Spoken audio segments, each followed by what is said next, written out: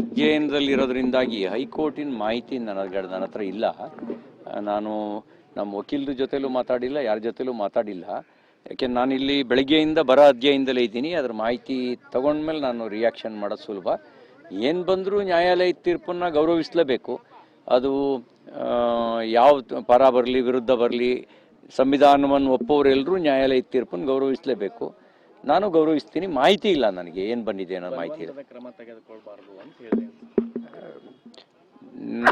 ನನಗೆ ಅದ್ರ ನಮ್ಮ ಲಾಯರ್ ಜೊತೆ ಮಾತಾಡಿದ ಮೇಲೆ ಹೇಳ್ಬೋದು, ನೋಡೋಣ. ಇದ್ರ ಬಗ್ಗೆ ಏನು ಮಾಹಿತಿ ಇಲ್ಲ. ಈ ತರ ಒಂದು ತೀರ್ಪು ಬರುತ್ತೆ ಅಂತ ಹೇಳಿ ನಿರೀಕ್ಷೆ ಇತ್ತಾ ಸರ್? ಅಲ್ಲ, ನನಗೇನು ಇನ್ಫಾರ್ಮೇಷನೇ ಇಲ್ಲ. ನಾನು ಬೆಳಗ್ಗೆಯಿಂದ ಇದ್ರ ಜೊತೆಲೇ ಮುಳುಗಿದ್ದೀನಿ, ಬಿಟ್ಟರೆ ಏನು ಮಾಹಿತಿ ಇಲ್ಲ ನನಗೆ. ಸಾಕಷ್ಟು ವಿವಾದಕ್ಕೆ ಕಾರಣವಾಗಿತ್ತು ಸರ್ ಅದು. ಆ ಮಾತು ಬಹಳ ಟ್ರೋಲ್ ಮಾಡ್ತಿದ್ರು, ತಮ್ಮನ್ನು ಕೂಡ ಟ್ರೋಲ್ ಮಾಡೋರು ಒಂದಿಷ್ಟು ಜನ. ಅಲ್ಲ, ನನ್ಗೇನಂದ್ರೆ ಈ ವಿವಾದ ಯಾವುದು ವಿವಾದ? ಅದರಲ್ಲಿ ನಾನು ನಿಮಗೆ ಕೇಳೋದು ಪ್ರಶ್ನೆ, ಅದರಲ್ಲಿ ಸಮುದಾಯದ ನಿಂದನೆ ಎಲ್ಲಿದೆ? ಯಾವ್ದು ಸಮುದಾಯದ ನಿಂದನೆ ಹೇಳಿ? ಯಾವ್ದು ಸಮುದಾಯದ ನಿಂದನೆ? ಎಲ್ಲಿದೆ ಸಮುದಾಯದ ನಿಂದನೆ? ಮುಲ್ಲಾ ಅನ್ನೋದು ಅನ್ಪಾರ್ಲಿಮೆಂಟರಿ ವರ್ಡಾ? ಯಾವ್ದು ಅನ್ಪಾರ್ಲಿಮೆಂಟರಿ ವರ್ಡು? ಎದೆ ಸೀಳಿದ್ರೆ 3 ಅಕ್ಷರ ಇರಲ್ಲ ಅನ್ನೋದು ಅನ್ಪಾರ್ಲಿಮೆಂಟರಿ ವರ್ಡಾ? ಇದು ಇಡೀ ಸಮುದಾಯಕ್ಕೆ ಅಪ್ಲೈ ಆಗುತ್ತಾ? ಇದನ್ನ ನೀವು ನೋಡಿದಾಗ ಏನು ಅನ್ಸುತ್ತೆ? ರಾಜಕೀಯ ಪ್ರೇರಿತವಾಗಿ ಅಲ್ಲಿಯ ಇನ್ವೆಸ್ಟಿಗೇಷನ್ ಆಫೀಸರು ತನ್ನ ಯೂನಿಫಾರ್ಮ್ನ ದುರುಪಯೋಗ ಮಾಡಿಸ್ಕೊಂಡಿದ್ದಾನೆ ಅಂತ ಅನ್ಸಲ್ವಾ?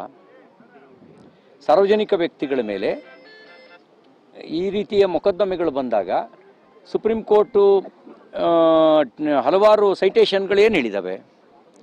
ಈ ಥರದ ಪ್ರಕರಣಗಳಿಗೆ ಸಮಗ್ರ ವಿಚಾರಣೆ ಮಾಡಬೇಕು, ಆ ಥರದ ಕ್ರಮ ಮಾಡಬಾರ್ದು ಅನ್ನೋದನ್ನು ಹೇಳಿದವ ಇಲ್ವೋ? ಹೇಳಿ. ಇದನ್ನು ನೋಡಿದಾಗ ಏನು ಅನಿಸುತ್ತೆ ನಿಮಗೆ? ನೀವೇ ಕೇಳಿದ್ದೀರಿ. ದೂರುದಾರನ ದೂರು ಅದನ್ನೇ ಆಧರಿಸಿ ಈ ಕೇಸ್ನ ಇಡೀ ಕಮ್ಯುನಿಟಿಗೆ ಅಪ್ಲೈ ಆಗೋದು ಎಲ್ಲಿ ಅಪ್ಲೈ ಆಗುತ್ತೆ?